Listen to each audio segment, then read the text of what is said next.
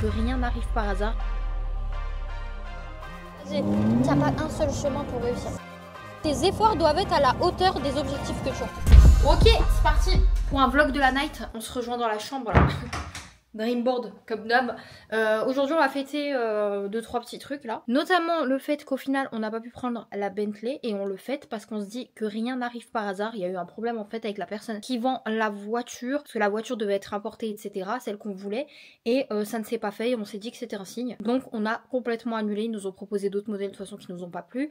Donc pour l'instant on a annulé. Donc on va fêter ça. On va fêter aussi le fait que mon mec ouvre une nouvelle entreprise. Un nouveau business. Donc on va fêter ça. On va fêter aussi le fait que ça fait longtemps on n'a pas fait un petit date restaurant. On va aller dans notre resto préféré. Vous savez qu'on aime manger de la viande. Donc on va se préparer ensemble. On va discuter, on va vous embarquer dans notre petit resto préféré. Comme d'hab, petit vlog à la bonne franquette, hein, c'est le but des vlogs une journée dans ma vie. Aujourd'hui, on a travaillé, alors moi j'ai travaillé ce matin, alors j'ai préparé les petits, etc. J'ai travaillé jusqu'à 16h30 quand même, j'avais beaucoup de trucs à faire, des trucs vraiment un peu chiants, administratifs, etc. Donc j'ai travaillé jusqu'à 16h30.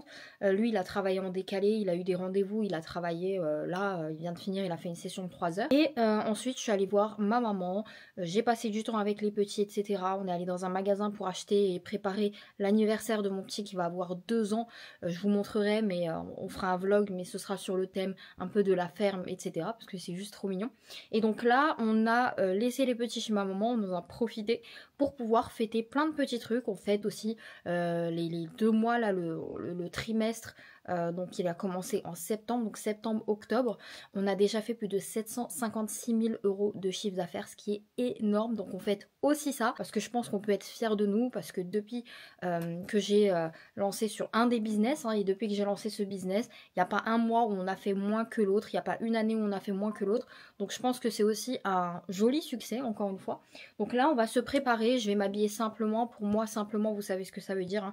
Ça veut dire que je vais pas du tout m'habiller simplement en fait. Gamze, arrête de mentir. Et j'ai complètement zappé d'ailleurs, oui, on fête aussi les nouveaux projets immobiliers. Donc on a acheté 10 appartes en plus 5, donc ce qui fait 15 appartements en plus. Ce n'est pas rien. Enfin bref, vous avez compris qu'on a plein de choses à fêter aujourd'hui. Donc on a décidé de faire un resto tout en un. Donc voilà mon outfit que j'avais aujourd'hui. J'étais en mode très bonne franquette, très simple. Pour moi ça c'est un outfit très simple, hein. Il est pas fou.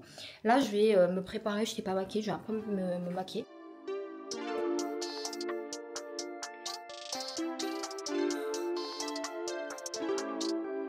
Pas mal mignonne, non? Eh, coucouche, on n'est pas bien là? Si jamais vous voulez les refs, je suis en full falconnerie. Falconnerie, les petites bottes, ça fait longtemps que je les ai. Et mon petit sac Yves Saint Laurent. Je pense que comme ça, on est parfait là. Simple, efficace. Tu nous dis les rêves de ton outfit, s'il te plaît. Ok, on commence par la veste, petite veste Moncler réversible. Elle est très belle, je montre de près, juste la matière, elle est incroyable. J'ai un peu aidé à la choisir, hein. Ouais. Il hésitait. Quoi d'autre? Le haut Zara. Au Zara. Le pantalon Zara. Et les chaussures? Des petits Dior. Très belle, j'aime bien. Je suis pas trop fan des chaussures comme ça, mais ça, là, c'est vrai que ça te va bien. Et la montre? Ce soir, c'est Audemars Piguet. Et la voiture. Moi, c'est vrai. Ton petit sac? Petit sac, mon blanc. Petit cadeau de ta meuf? Et la voiture. On hésite. On va faire plouf plouf. Non, je rigole. Le bouton est déjà allumé. Allez, let's go. Bien sûr, on va prendre la petite Porsche. Let's go, baby. Hop. Conducteur. C'est pas la meilleure place du monde. Je vous jure que la meilleure place du monde, c'est côté passager. Et je pense que pour lui, actuellement, la meilleure place du monde, c'est côté conducteur, vu comme il s'éclate. Toujours dans le respect des limitations de vitesse. Toujours.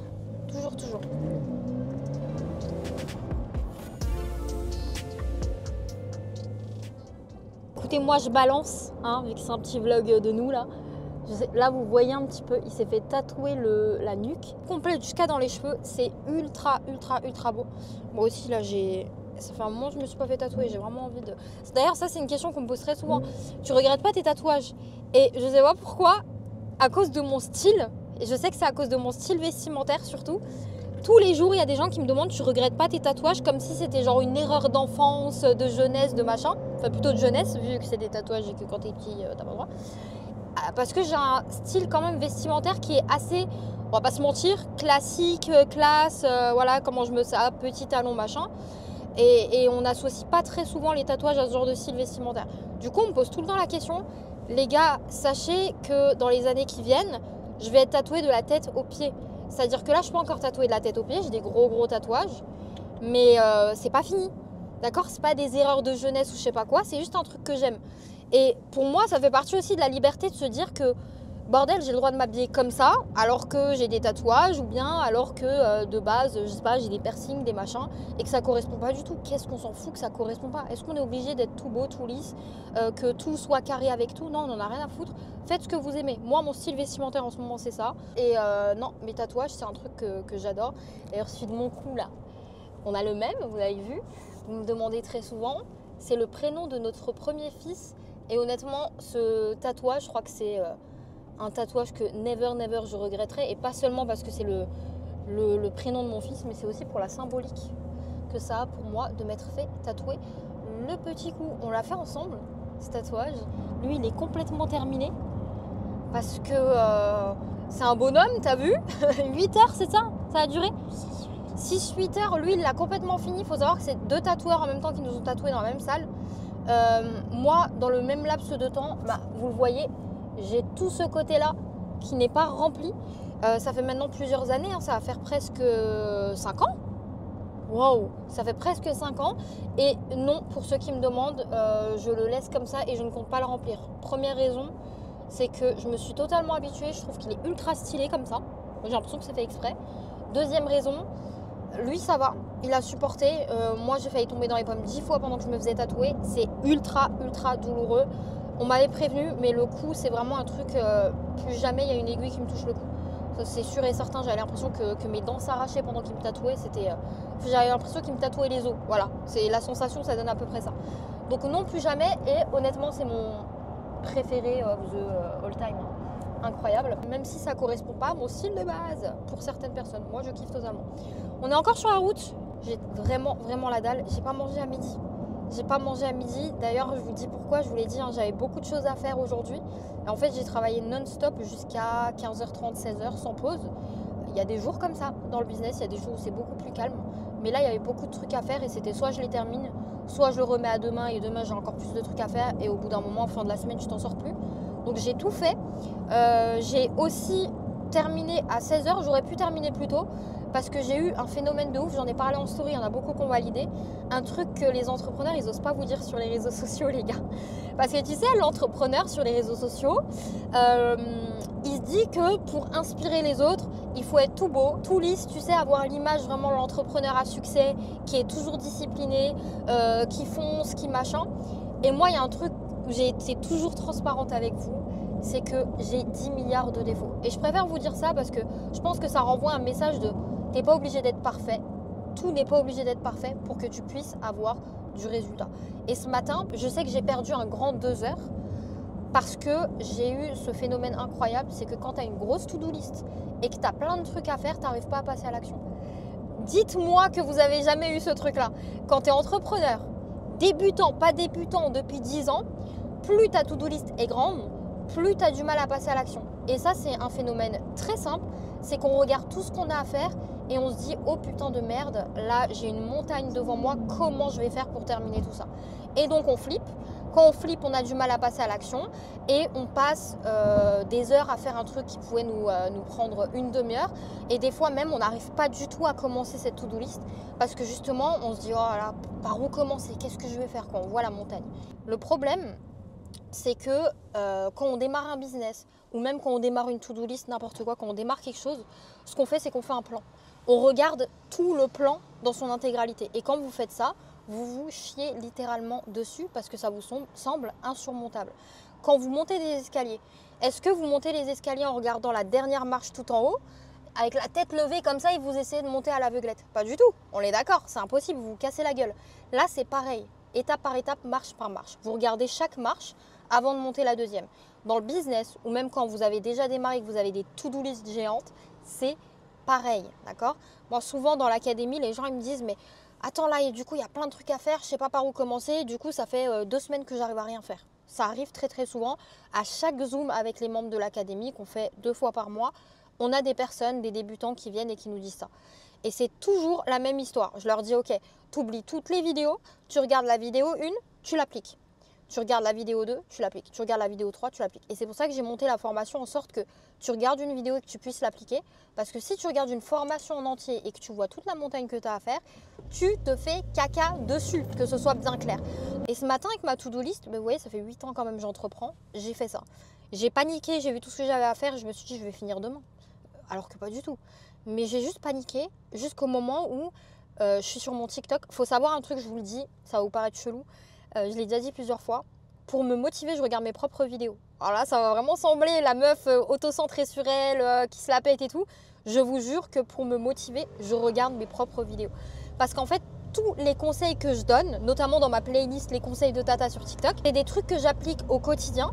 Et en fait, on n'est jamais parfait. Ça veut dire que même quand on sait un truc et qu'on l'applique au quotidien et que ça nous apporte du résultat, on a toujours des moments de faiblesse. On a toujours des moments où, comme ce matin, on va oublier. D'accord? Donc moi, souvent, ce que je fais, c'est que je vais sur mon TikTok, c'est débile, hein, ou dans mes stories, ou n'importe, dans mes réels, et je vais scroller et je vais écouter mes propres conseils.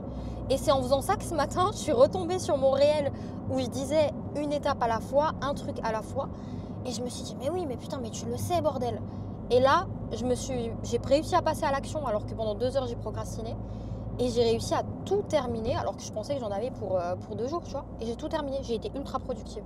Lui, là, il est beaucoup plus productif que moi. Quand il a un truc à faire, il a beaucoup plus de facilité à se focus et à passer à l'action que moi. On a 2 manières de travailler qui est complètement différentes. On a 2 caractères complètement différents. En fait, il n'y a pas un seul chemin pour réussir. On n'est pas pareil, on ne travaille pas pareil. Lui, il est très organisé, moi, je suis très désorganisée. Je suis quand même organisée aujourd'hui, mais voilà, j'ai commencé en étant très désorganisée, j'avais quand même du résultat. Mais pour autant, tous les deux, on a du résultat. Vous voyez? Donc, il n'y a pas un modèle type là d'entrepreneur, non. On est tous différents. Il faut juste réussir toujours à passer à l'action, que vous ayez des doutes, que vous procrastinez, que vous savez vous organiser ou non. Le final, c'est le même. Réussir à passer à l'action avec le bon état d'esprit. Regardez la beauté de cette ville et de l'endroit. Moi, j'adore. C'est les palmiers. Le quoi? Le luxe, c'est dans les palmiers, Ouais, de fou. Vous savez quoi? Ça sent la viande déjà. Je sens déjà mon resto là. Tu le sens? Tu le sens? C'est un truc de fou, ils sont jusqu'ici. Un jour, par hasard, on voulait manger de la viande. Il y avait de la viande en vitrine. On est allé là-bas et c'était juste ultra bon. Et quand on l'a découvert, je pense que pendant 2-3 semaines, on l'a fait quasiment 2-3 fois par semaine ce resto. On mangeait que là-bas. On faisait que ça. Que ça. Là, ça fait un bon mois et demi, même 2 mois qu'on n'est pas allé. Et là, j'ai l'odeur de la viande. Si vous saviez, on est arrivé. C'est ça qui nous a attirés. C'est le frigo qui est embué du coup. Mais le frigo viande. On a commandé la viande. Vous voyez les viandes qui sont posées là. On en a pris une de 1,5 kg. Et en fait, c'est que de la viande. La plus petite là, par exemple, elle est à 1,310 kg. Et tu peux pas prendre moins en fait. Et bien sûr, nous on est des grands mangeurs. On a déjà mangé des 2 kg de viande ici, tous les deux. Donc là, on a pris 1,5 kg pour commencer et une petite salade verte. Et on prend toujours ça. On regarde même plus la carte. On sait exactement ce qu'on prend. Ils ont une petite entrée qui est trop bonne. Et après, on mange notre viande, notre salade verte avec la petite huile. Et c'est tout. On a reçu l'entrée, petite saucisse comme ça, avec du pain artisanal. C'est ultra bon. On a l'habitude, petit pain au levain, on prend toujours la même chose, donc on n'est pas surpris en fait. On déguste. Ok, on a reçu nos 1,5 kg de viande. Alors, je vous vois venir dans les commentaires en mode « Ah, mais c'est pas cuit !» Ça se mange comme ça, c'est la viande maturée, c'est ultra bon, tu mets juste du sel dessus. Le goût se suffit à lui-même. Bon appétit, on va déguster ça.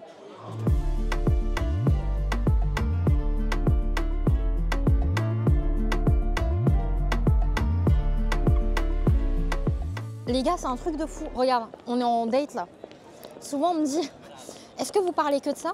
On est actuellement en date. On est en train de parler de nos bureaux. Parce que vous savez que j'ai un problème, c'est qu'à chaque fois, je travaille sur le canapé. On a 2 bureaux. Ça veut dire que moi, mon ex-bureau maintenant, c'est lui qui l'a repris. Et un sous-sol complet qui est un appart bureau, normalement. Moi, mon bureau d'avant, je pense que vous l'avez déjà vu sur les vidéos, c'est lui qui l'a repris parce que je travaillais jamais dedans en fait. J'étais tout le temps sur le canapé. Moi, j'ai repris son bureau à lui qui est une chambre dans la maison où lui, il avait fait sa salle de sport bureau.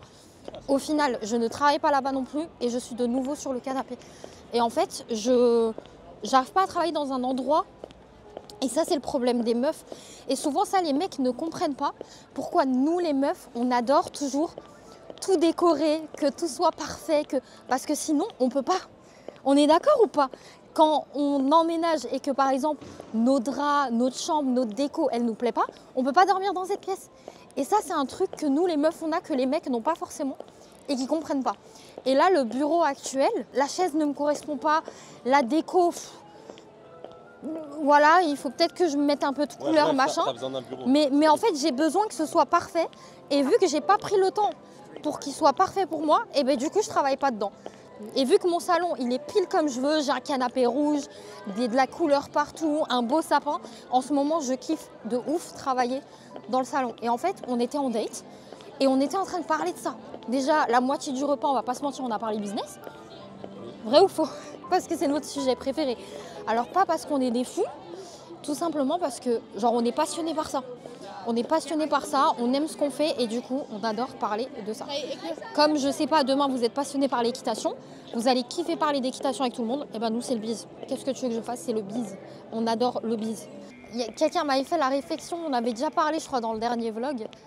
C'est pas en mode ah mais ouais vous êtes que collègues, qu'est-ce qui se passe? Vous parlez que de ça, vous vivez que ça. En fait c'est juste parce que c'est logique, on est passionné. On parle que de ça. Là, il est en train de lancer son nouveau biz. Je vous ai dit qu'on fêtait ça aussi. Et on a beaucoup parlé de ça et tout. Et on parle que des sujets qui nous passionnent. Et honnêtement, on peut dire que la moitié de notre vie tourne autour de ça. Parce qu'on kiffe ce qu'on fait. Et ça, c'est vraiment la clé. Si vous voulez, un, être heureux. Et deux, avoir du résultat, kiffez ce que vous faites. Les gens qui se demandent pourquoi je n'aime pas Dubaï. Pas je n'aime pas. J'aime plein de trucs à Dubaï, mais pas le paysage. C'est tout simplement parce que, regardez, moi, il me faut ça.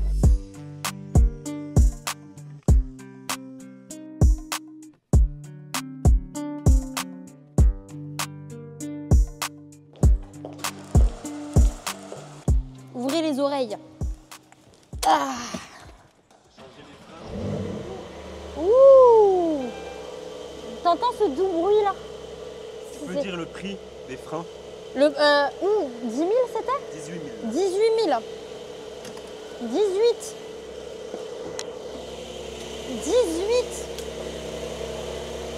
Faut avoir l'argent pour entretenir ce genre de voiture. Hein. Les gars, d'ailleurs, si vous voulez une présentation des deux voitures là, vous me le dites en commentaire et je vous ferai une vidéo avec la présentation GMK. à la GMK, à la présentation des deux voitures parce qu'on a quand même deux très belles voitures. C'est très simple. L'autre voiture qu'on a, la Range Rover, je la vois H24 sur Instagram. H24. D'ailleurs, j'ai commencé à la voir sur Instagram, même avant de la voir. J'ai dit, mais putain de merde, et c'est pour ça qu'on l'a acheté. Elle envoie, mais tellement du lourd, incroyable. Et celle-là, n'en parlons même pas, un bijou, la couleur, le modèle, tout, le bruit, parce que c'est vraiment un kiff quand t'es dedans et que t'accélères et t'as le pot qui fait popo. T'as vu? C'est vraiment un kiff de ouf que j'ai, alors que je m'en foutais complètement des voitures. La réalité, c'est que quand tu goûtes une fois à ce genre de truc, tu peux plus t'en passer. Regardez-moi ça. Oh là là. Oh là là. Le soir, t'es en décap. 15 degrés. Ça te décoiffe même pas. T'as des palmiers. Que demander de plus? Que demander de plus? Gratitude 1000. Regardez-moi ça.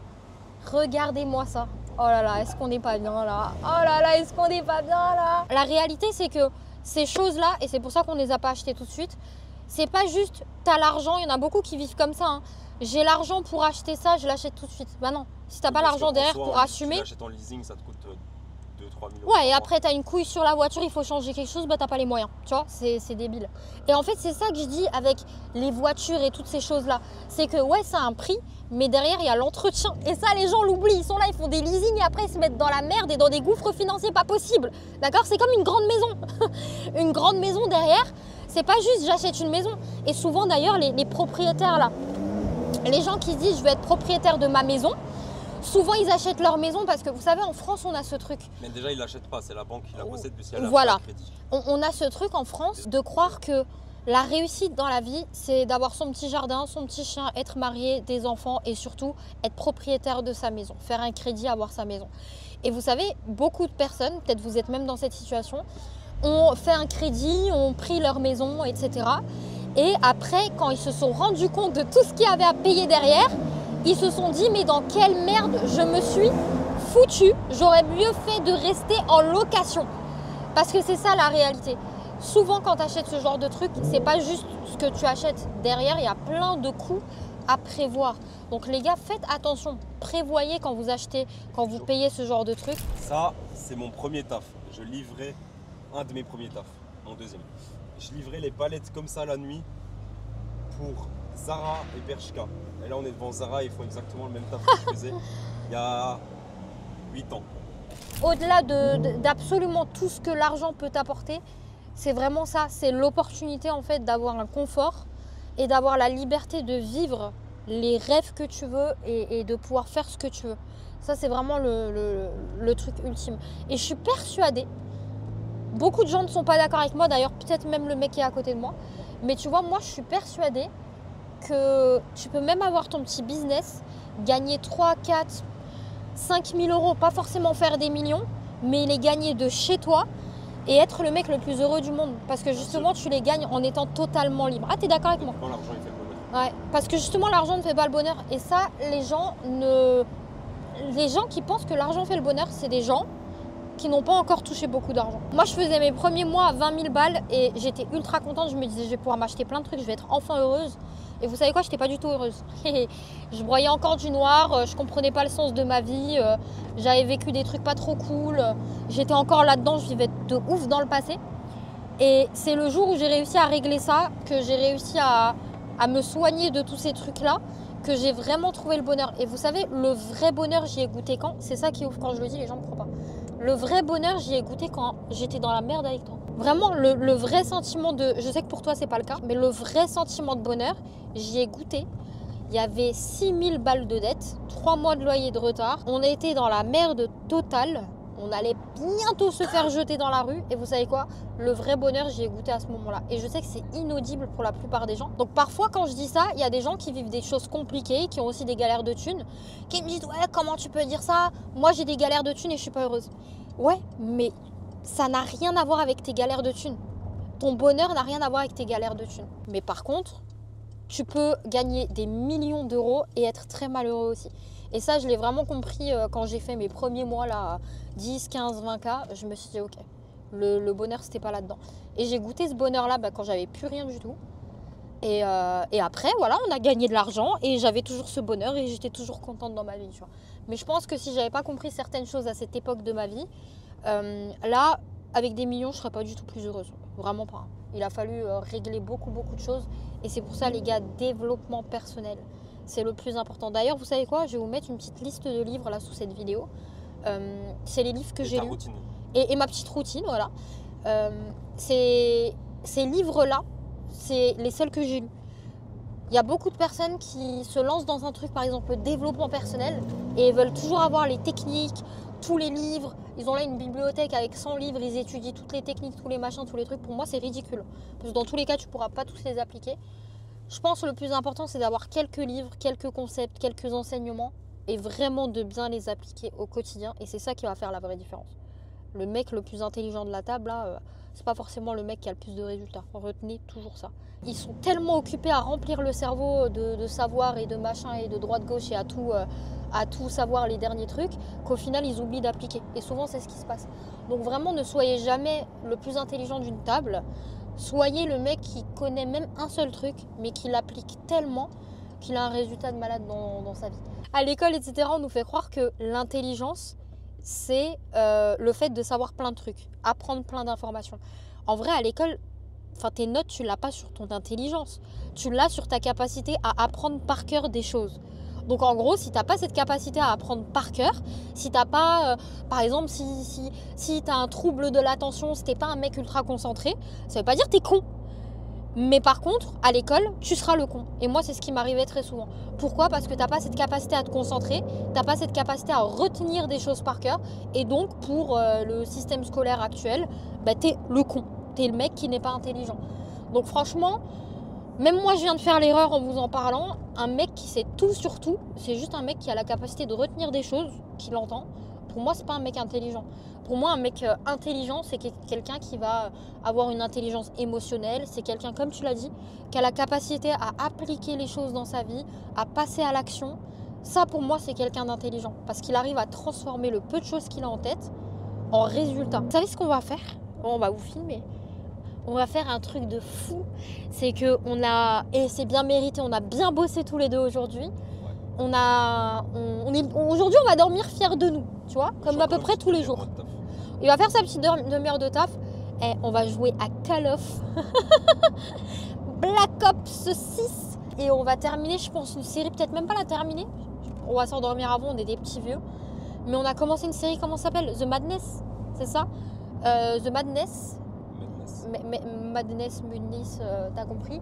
C'est numéro 1 des séries en ce moment. C'est une mini-série de 8 épisodes sur Netflix, si vous ne connaissez pas. Honnêtement, allez la voir. Si vous aimez les trucs, non mais attends, tu dis aux gens de bouger leur cul, de faire du bise, de faire du zéyo, d'avoir des ambitions et après tu leur dis de Attends. quelque chose, t'as pas le temps de regarder. Non, je viens de dire quoi? Non, je viens de dire quoi? Non les gars, je suis d'accord mais pas complètement. Je suis d'accord pas complètement parce que si vous faites bien les choses, vous pouvez même bosser 1 heure focus, c'est mieux que rien déjà, et derrière quand même regarder votre série et avoir du résultat. Ça, j'en suis persuadée. Après, la réalité, c'est que nous, on n'a pas du tout fait comme ça. Je pense que tes efforts doivent être à la hauteur des objectifs que tu as. Demain, si tu as envie de commencer et faire 1000, 2000, 3000 balles avec ton business, en vrai de vrai, tu peux très bien, il y en a qui le font dans l'académie, bosser 1 heure, 2 heures par jour, il y en a même qui font un peu moins, mais au moins tu bosses et t'es focus. Derrière, tu fais ce que tu as à faire, parce qu'il y en a plein qui le font à côté de leur travail, etc. Ils ont même des enfants, donc ils y arrivent, c'est que c'est... Voilà. Mais c'est vrai que demain, si tu as des objectifs et que tu veux faire des mois de ouf et que tu veux avoir des millions par an, là, c'est clair que tu vas devoir fournir un autre type de travail. On va pas se mentir. Le taf que tu fais pour faire 2000 balles et le taf que tu fais pour faire plusieurs millions par an, il n'est pas le même. Donc en réalité, tes efforts doivent être à la hauteur des objectifs que tu as. Mais moi, c'est vrai que et toi aussi d'ailleurs, on a fait la manière drastique, c'est-à-dire on fait du matin au soir, même s'il faut faire des nuits blanches, et on fait rien d'autre que du business. On boit, on dort business. À chaque petit morceau de seconde qu'on a de libre, pas de série, pas de Netflix, pas de distraction, pas de call off, que du business. Et on s'est dit on fait ça à fond, et comme ça on arrive à tout piger le plus rapidement possible, et on arrive à se lancer le plus rapidement possible et avoir du résultat le plus rapidement possible. Et ensuite on a eu du résultat, on a continué à travailler très très dur, et c'est petit à petit au fil des années qu'on a commencé petit à petit à lever le pied et avoir plus de temps. J'aurais bien aimé vous montrer, là je peux juste vous l'expliquer, j'aurais bien aimé vous montrer vraiment tout le processus, mais la réalité c'est qu'on était tellement focus qu'on n'était pas sur les réseaux en fait. On était tellement focus qu'on n'a pas du tout pensé à tout ça, donc c'est pour ça que on a des petites vidéos, on a des petites photos pendant qu'on travaille, etc. Mais on n'en a pas 10 milliards tout simplement parce qu'on n'avait pas le temps pour ça. Donc j'aurais aimé vous montrer, mais sachez que... Non, c'était pas du tout notre priorité. On était dans le rush. Voilà, on s'est pas dit un jour... Moi je me suis jamais dit un jour je vais être sur les réseaux en train de vous parler de ça et de faire ça. Donc forcément je me suis pas dit je vais filmer. Tu vois. Et donc c'est vrai que là vous voyez la face visible de l'iceberg, mais vous n'avez pas vu tout ce qu'on a fait pour construire cet iceberg. Aujourd'hui, on profite des fruits de notre dur labeur pendant plusieurs années. C'est ça la réalité. C'est ça que vous voyez au final dans ces vlogs, etc. Et c'est pour ça que j'aime bien vous le rappeler. Parce que moi, j'aime vraiment pas ce... Quand j'étais plus jeune, je voyais souvent ça. L'entrepreneur sous le palmier, trop bien. Moi, si je me lance demain, ma vie, c'est ça. Pas du tout. Ta vie, ça peut être ça si tu continues, si tu n'abandonnes pas. Mais au début, c'est absolument pas ça. Donc vraiment, regardez mes vidéos, n'hésitez pas, j'en parle beaucoup sur les réseaux. Mais au début, il y a du taf à faire. D'abord sur vous, ça c'est le plus important. Changez votre état d'esprit. On en a parlé avant, mais apprendre à être heureux sans tout ça déjà, c'est déjà un gros taf, croyez-moi, donc commencez par là. Je vous mets les petits outils dans la description. On est bientôt arrivés à la maison. Comme dit, on va jouer. Toi, tu vas jouer 30 minutes de trucs là? Moi, je pense que je vais mettre mon petit pyjama Grinch et je vais me poser, je vais faire une ou deux parties en t'attendant. Mais on en profite parce que maintenant, il y a la maman en Espagne. Mon grand, il a bientôt 5 ans. Il faut savoir que pendant plus de 4 ans, on était H24 avec lui. Parce qu'on est en Espagne, on n'a pas de famille en Espagne. Ça veut dire que on était tout le temps avec lui, on ne pouvait pas le poser à quelqu'un en mode on va en date ou un week-end ou un machin, on ne pouvait pas faire ça. Donc là, c'est vrai que il se retrouve un peu là, grand-mère, petit-fils. Donc les deux parties sont contents. Mais on a fait venir maman en Espagne. Je suis trop contente. Donc elle vit maintenant ici. Faut savoir que j'ai grandi que avec ma mère. Main, pied, main, hein, bras droit, bras gauche. Ultra soudés. On est jusqu'à mes 22 ans. Je sortais tous les week-ends avec ma mère, tous les courses, tous les shoppings, je les faisais avec ma mère, pas avec des potes. J'étais que avec ma mère. Et donc, quand j'ai commencé en fait tout ce processus aussi pendant 2 ans, quand je faisais du biz, j'étais chez ma mère. Et après, quand on s'est rencontrés, qu'on a direct déménagé ensemble, c'est vrai que j'ai passé beaucoup moins de temps avec ma maman, ce qui est logique, parce qu'on était aussi une grosse partie focus business, etc. Et là, de se retrouver ici, en Espagne, là, je suis trop contente parce que j'ai quand même grandi. J'ai grandi dans un quartier à Mulhouse, hein, en France, pour ceux qui connaissent. J'ai toujours grandi dans des battes de 24 étages. J'habitais au 14e et puis après au 9e, etc. Franchement, depuis petite, j'ai juste envie de me barrer de là-bas parce que j'ai pas eu une enfance très simple là-bas.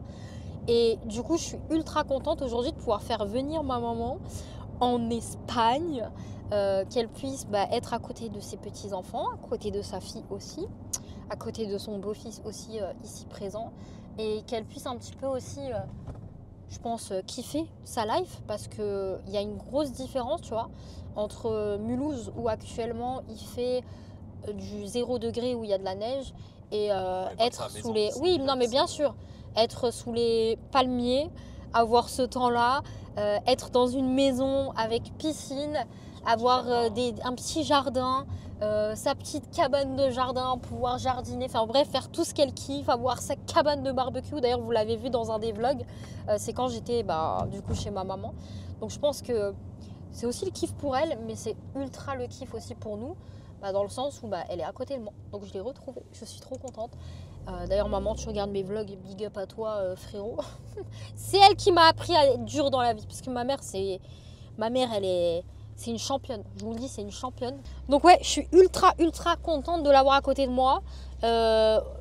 Et aussi, on va pas se mentir, de pouvoir aller en date, de pouvoir faire une petite soirée série Black Ops, tu vois, et que les petits puissent être un petit peu avec mamie.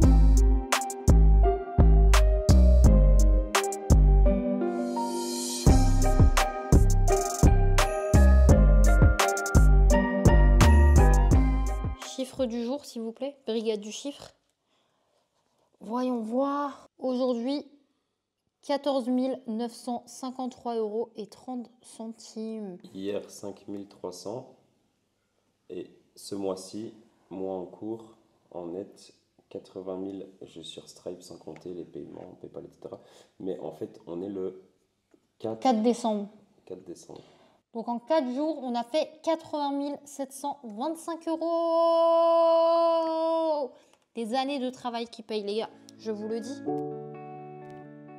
Oh, continue. Il vient de terminer de travailler, il me rejoint. Moi, c'est au moins ma 5e partie déjà. Let's go. Oh là, on est le lendemain 9h42. On a au final fini la journée devant notre série. Donc on va finir le vlog de la journée, enfin la soirée d'hier plutôt, avec cette petite vidéo. N'hésitez pas à vous abonner sur YouTube si vous voulez voir plus de vidéos. Il y aura plein de vlogs, des petites vidéos face cam aussi. D'ailleurs, il y en a déjà de publiées, vous pouvez aller les regarder. N'hésitez pas aussi à commenter pour me dire ce que vous voulez voir sur cette chaîne YouTube. Moi, je me mets au travail. On est le lendemain. J'ai quelques trucs à faire. Aujourd'hui, c'est vraiment une journée light où j'ai très peu de travail. Et ensuite, je vais passer du temps en famille. Donc, je vous souhaite de passer la meilleure journée de votre vie avant demain. Et on se dit à la prochaine dans le prochain vlog. Salut tout le monde!